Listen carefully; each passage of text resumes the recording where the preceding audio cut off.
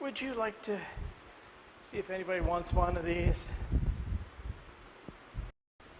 Kurt, would you do the other side? Thank you. You just put the extras on the table in the back.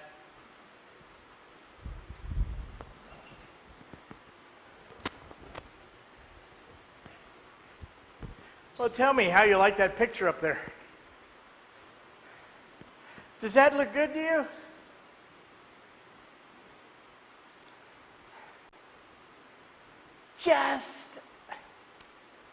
Can you imagine that? Sitting in your living room? Oh my.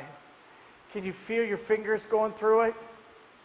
Can you hear there's something about gold coins that they make a certain sound that is just musical.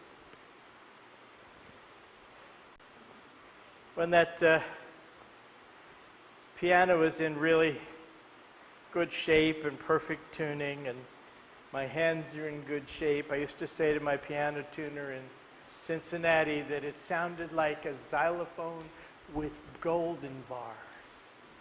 Just heavenly bells. It was amazing. Anyway, now the surprising news is that's already in your living room. It's in your head. It's in your mind. Your mind is the richest bank in the world.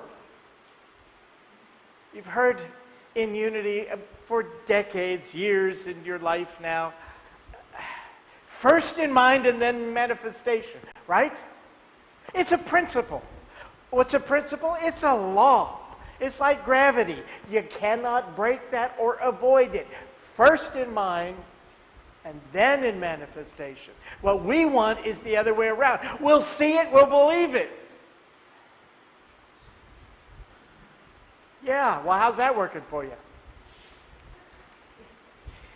Charles Fillmore said that mind was the connecting link between man and God. Then I have to say, which one?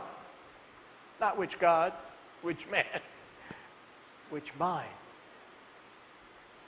Because we have what appears to be to many of us two.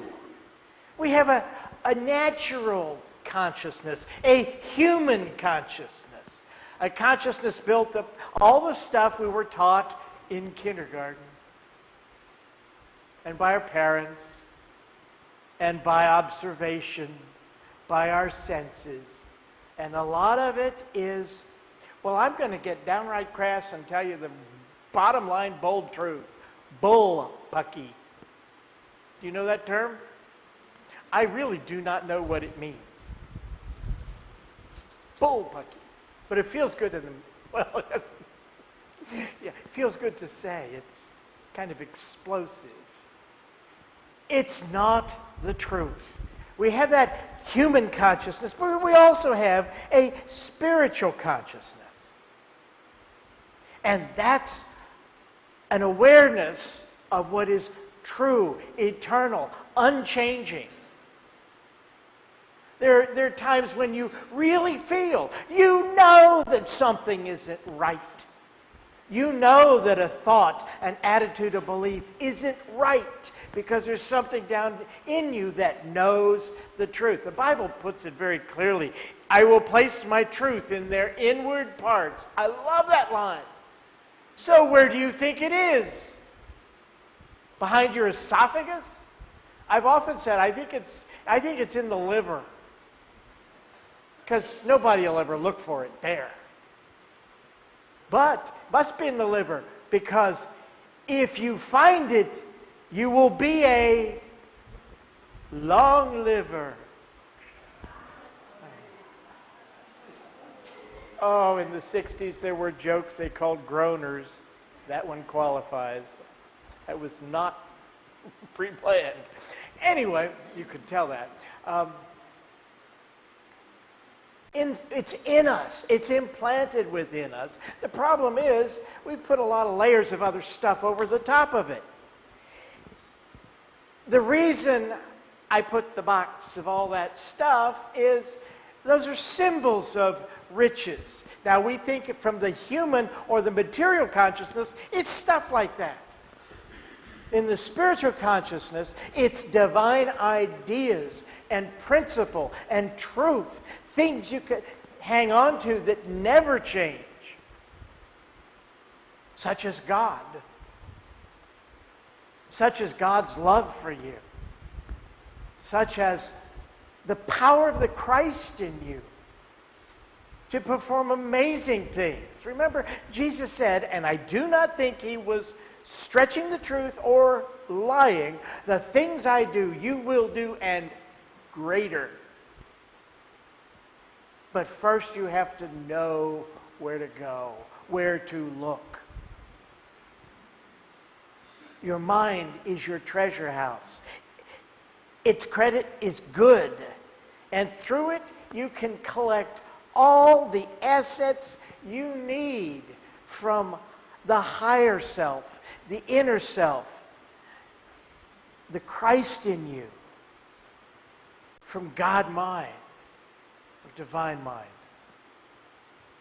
Now, there's a story in the Bible, and you're pretty well familiar with it. I'm going to show you a little bit of sort of what it's like. This is from The Amazing Technicolor Dreamcoat. Yeah, and you may recognize who's playing Joseph. Just see if you do.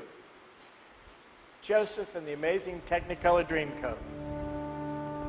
Joseph handed them sackloads of food, and they groveled with base gratitude. Then unseen, Joseph nipped out around the back and planted a cup in young Benjamin's sack. When the brothers were ready to go, Joseph turned to them all with a terrible stare and said, "No! No! No! No! No! Stop! You robbers, your little number's up. One of you has stolen my precious golden cup. Joseph started searching through his brother's sacks. Everyone was nervous. No one could relax. Who's the thief? Who's the thief? Who's the thief? Who's the thief? Is it Reuben? No! Is it Simeon? No! Is it Naphtali? No! Is it Dan? No! Is it Asher? No! Is it Issachar? No! Is it Levi? Who's the man? Is it Zebulun? Is it Gad? Is it Judah? Is it him? Could it be? Could it be? Could it be? Could it be? Could it be? Could it be? Could it possibly be Benjamin? Yes! Yes! Yes! Benjamin, you nasty youth. Your crime has shocked me to the core. Never in my whole career have I encountered this before. Guards, seize him, lock him in a cell. Throw the keys into the Nile as well. Each of the brothers fell to his knees. Show him some mercy, Almighty One, please. He would not do this, he must have been framed. Jail us and beat us, we should be blamed.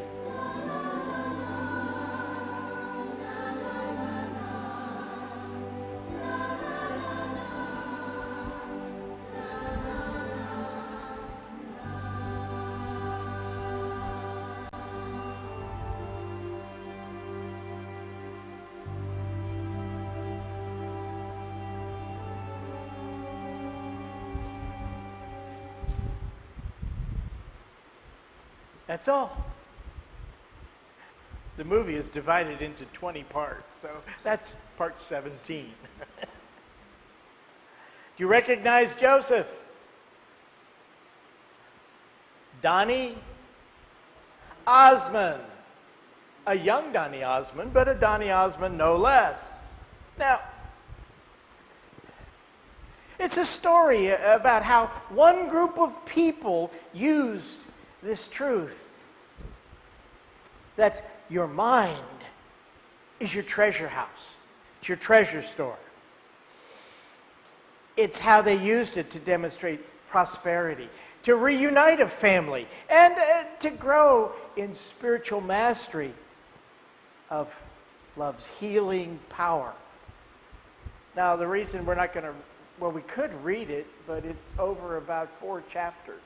Would you like to read 4 chapters? Well, we could do that, yeah. So, here's a quick setup.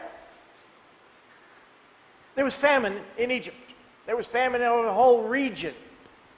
And it turns out Joseph had this wonderful idea. He had this dream that talked about, showed him in symbols about the fat years and then the lean years.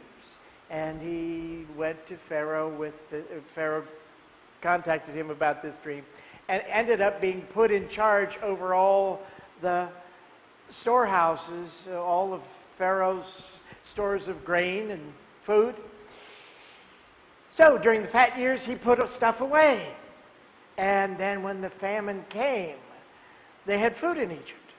Well, the famine also went into Canaan. And there was Jacob. You remember Jacob and his sons. You heard them all named. They were all there except, well, they were all there. Jacob gets this wonderful idea. They got food in Egypt. Here, take this money.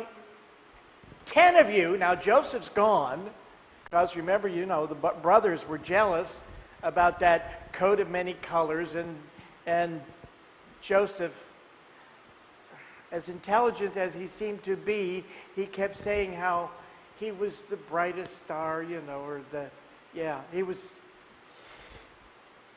they got tired of hearing him boasting about how great he was and made them feel how little they were. So they put him in a hole and then they sold him off into slavery. That's how he ended up in Egypt. So that's that part of the story. Okay. So Jacob sends the remaining 10 sons, leaving Benjamin at home,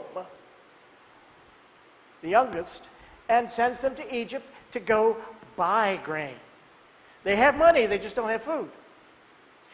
Well, they come into the presence of Joseph. They don't recognize Joseph. He recognizes them, and he loads them up with grain and takes their money, and then he has his servants put the money back in their packs. And when they get home, they still have their money.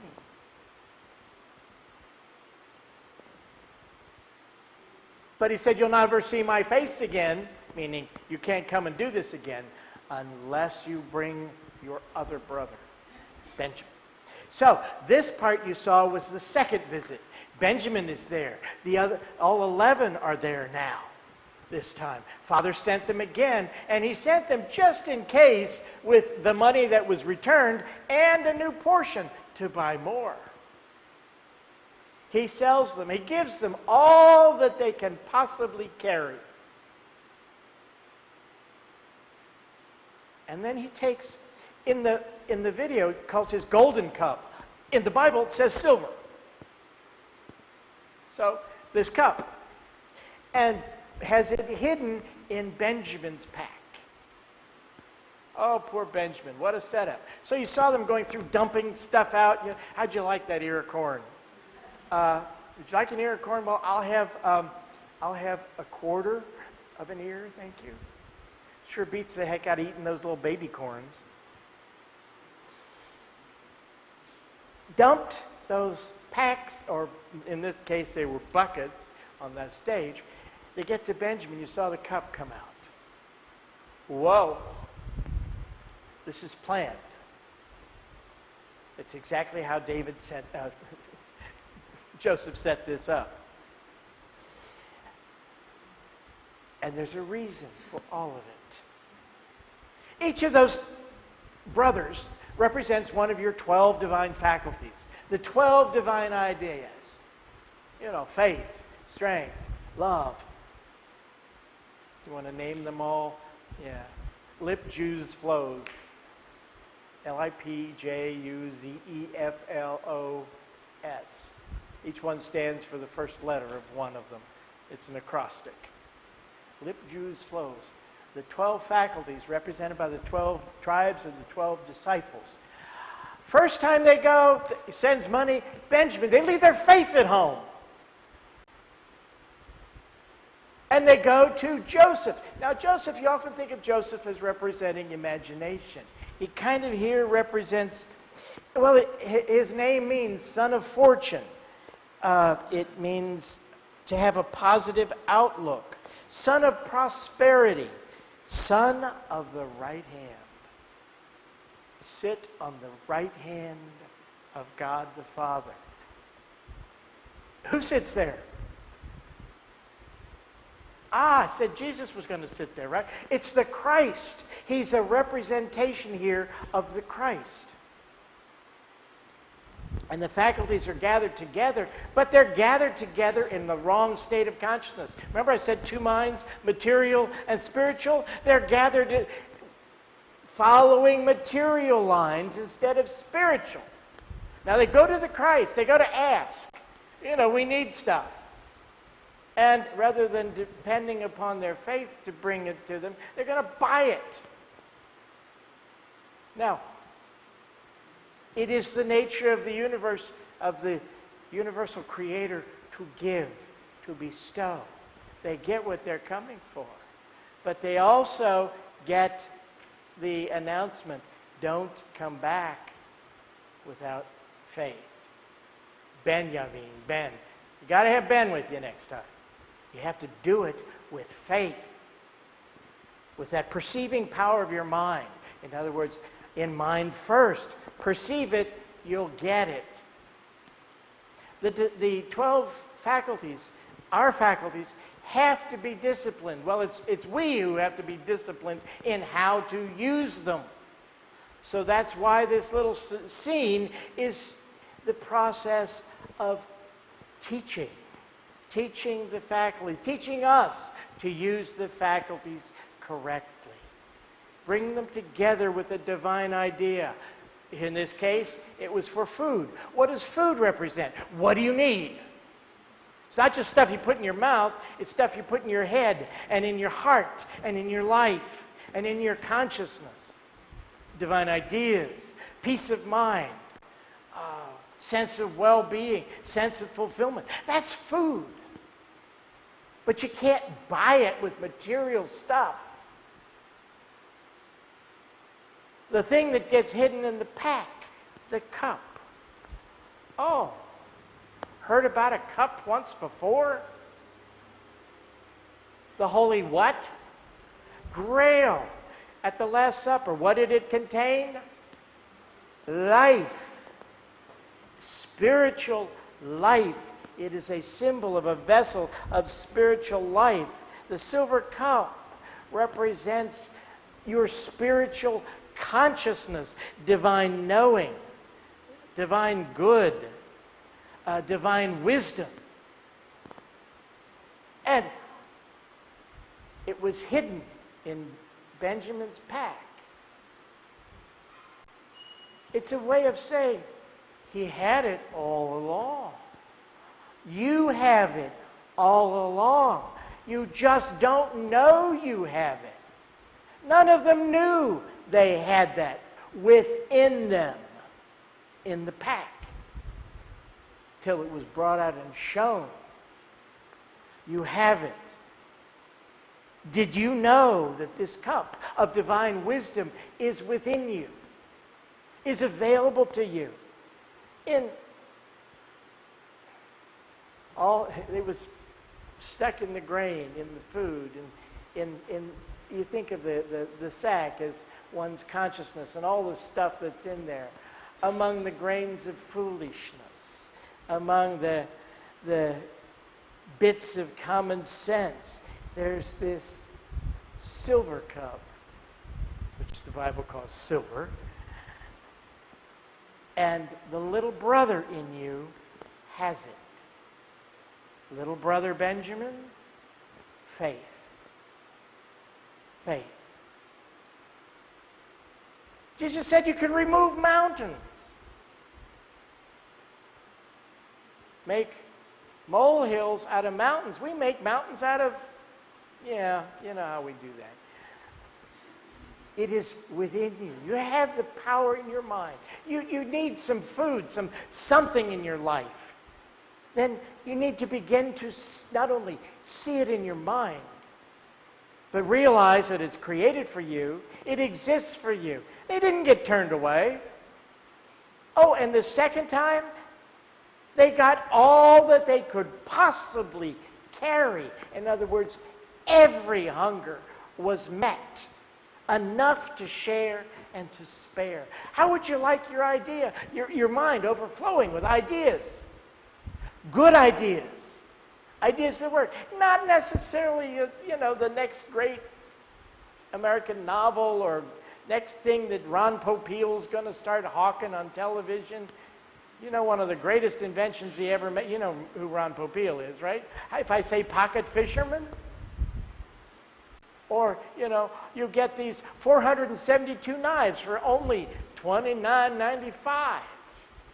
And we throw in another set you can give. I don't know how they do this, but that's another deal. Anyway, a divine idea of life, a divine idea that healing is possible, a divine idea that you can experience love and a sense of fulfillment and purpose.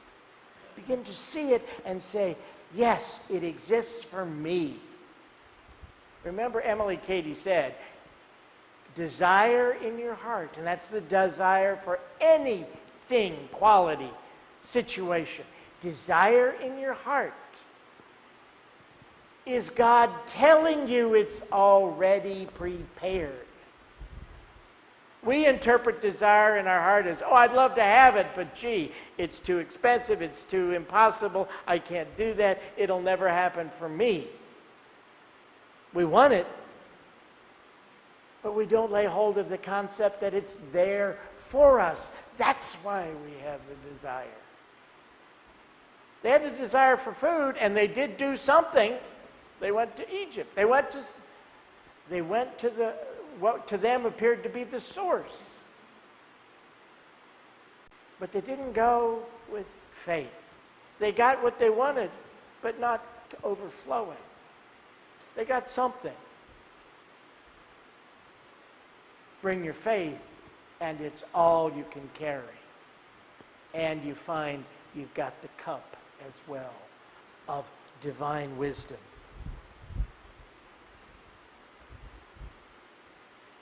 What a treasury. Can you imagine? The most beautiful possession you own is your mind.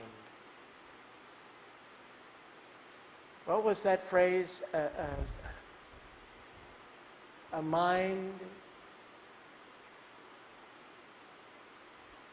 is a terrible thing to waste? Or was it a waste is a terrible thing to mind? I can't remember how that went.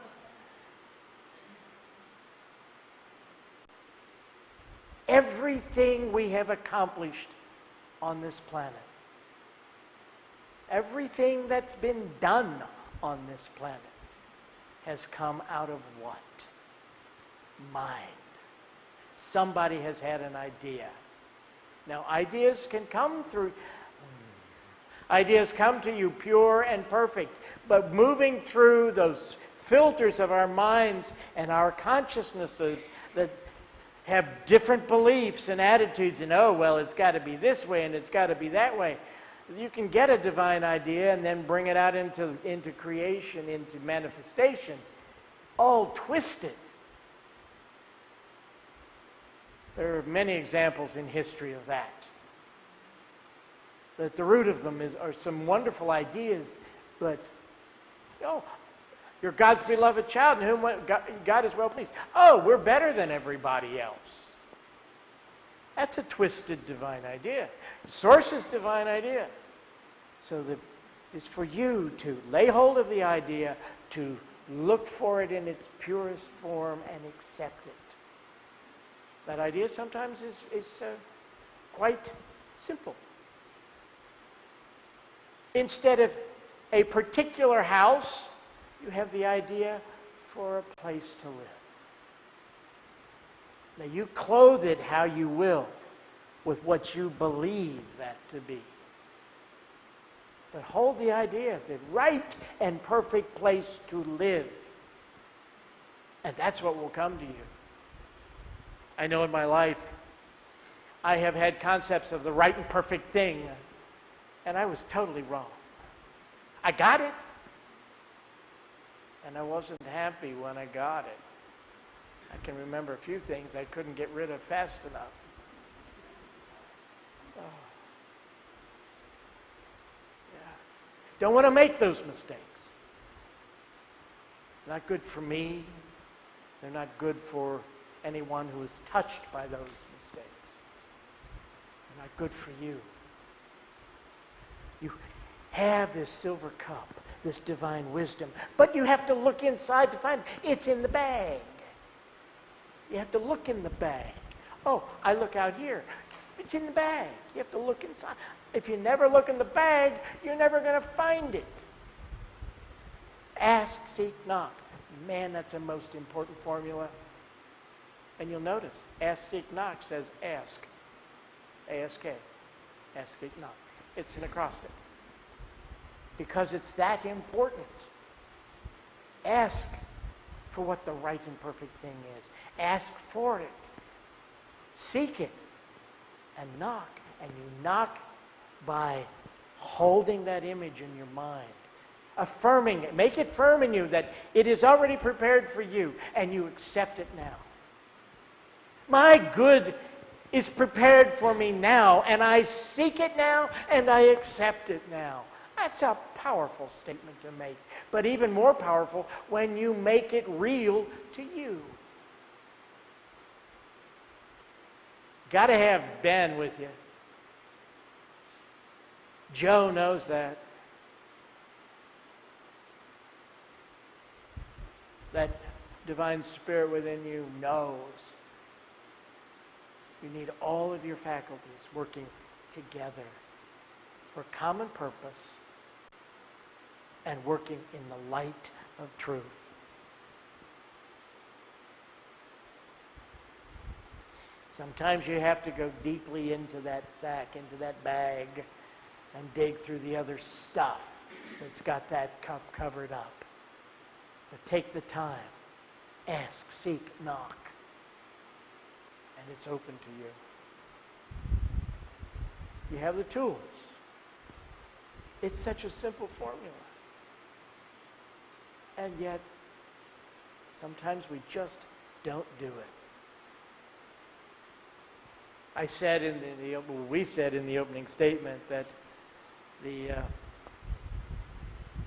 in our minds is a reflection of the universe.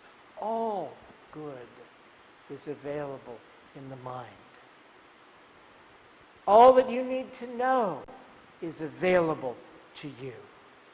And it comes to you as you realize that hidden treasure of sublime intelligence, sublime wisdom, and it's here now because it's yours to use. So begin to look into that silver cup of divine knowing. Begin to look inside and see what it is you need to know. Give what's necessary to be given. Receive what is to be received. But golly, ask. They went and they asked. They saw it. They knocked. Just don't forget Benjamin. You can do all those things without faith. And what happens? Well, they got something, but they didn't get fulfillment. It takes faith. You can perceive it. You can experience it.